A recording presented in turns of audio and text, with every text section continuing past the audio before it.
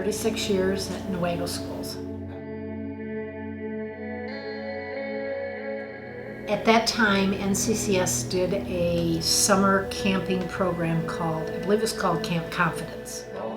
This was, they would get teachers from some of the area schools, and they would get like 4 or 5 children per teacher. And so they came and asked, looking for people, would you do this? And that was, well, I didn't have any experience in it, but I had experience with kids, so I did that. And then one of the board members at that time at NCCS, Bob Johnson, knew me, and he was going off the board. So he recommended to Gene Cotton that he talk to me, so Gene did. So I came on the board. I was on the board for about 28 years or so, back when the old building, and the tiny little rabbit warren of offices that were used.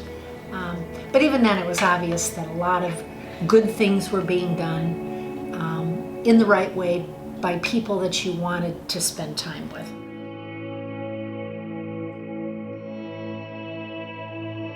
When the YWCA decided they no longer wanted to run the camp, and the alumni from camp were presented with the possibility that if they could come up with the money, could they save camp from development?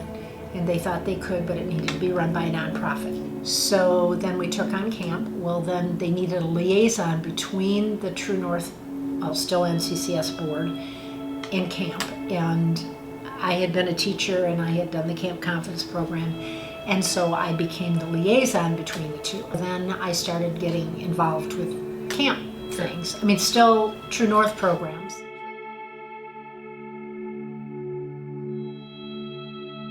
In fundraisers, we wanted food, so then I became the one who led the kitchen. Right. So there were a variety of fundraisers in front of the building and behind the building.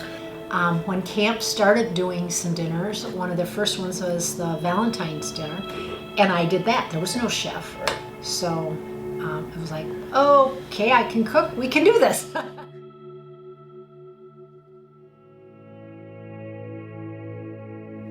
I can't think of, other than the food program. There's not much you haven't done, right? I think I've had my finger in pretty much any one of the pies. Not particularly great in any one of them, but.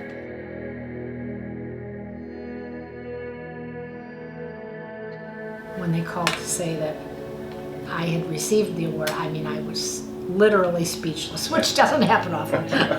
I think that's something that should give TrueNorth and Camp Newaygo a great deal of pride, because I didn't win this award for me.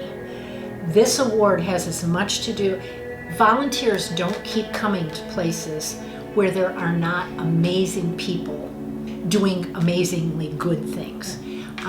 But it starts with the people. You have to have a culture of cooperativeness and being upbeat and being a happy place where people don't keep going back.